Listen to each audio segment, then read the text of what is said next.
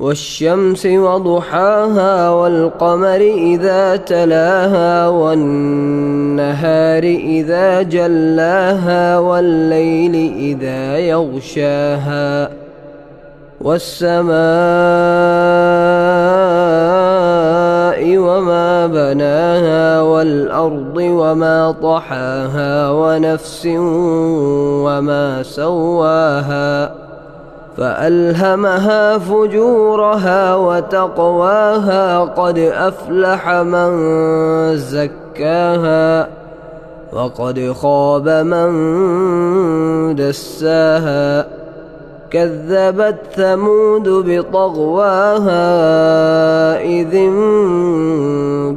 أشقاها فقال لهم رسول الله ناقة الله وسقياها فكذبوه فعقروها فدمدم عليهم ربهم بذنبهم فسواها ولا يخاف عقباها.